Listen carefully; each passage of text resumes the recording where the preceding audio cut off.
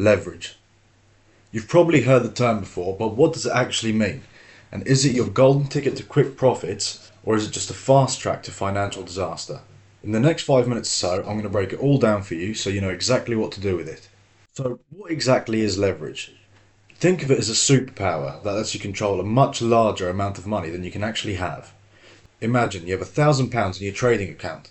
With leverage, you can control £5,000, £10,000, or even more, depending on your broker. Here's the deal. Leverage is basically borrowed money. Your broker is saying, hey, I'll loan you some extra cash so you can make bigger trades. But remember, they're not doing this out of kindness. They're going to want their cut of the money you make. So if you mess up, your money is on the line. So, how does leverage work? Let's break it down with an example. Say you're trading stock at £100 a share. With your £1,000 that you've got, you can buy 10 shares. Now, with a 10 to 1 leverage, you can now buy 100 shares. If that stock goes up, your profit isn't just £50 anymore. It's now £500.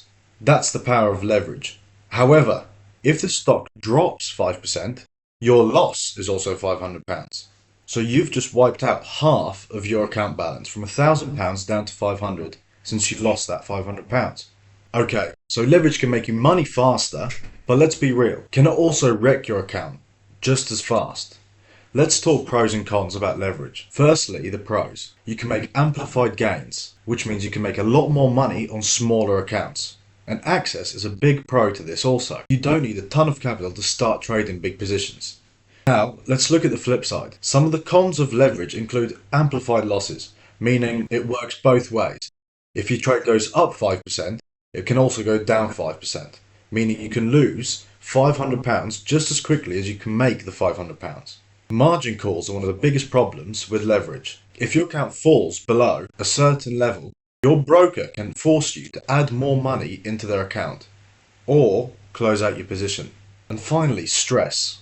Let's face it, the biggest problem with leverage is that you're now worried about this money you don't have that you're trading with, and it's not for the faint-hearted. I'm going to give you the 3 golden rules to using leverage in your trading without blowing your account. The first rule is to start small. Don't go crazy with high leverage right away. Stick to lower ratios like 2 to 1 or 3 to 1 leverage while you're learning the ropes. The second golden rule is to use stop loss orders. Now, in any trading, a stop loss is a mandatory. However, with leverage, it's even more crucial.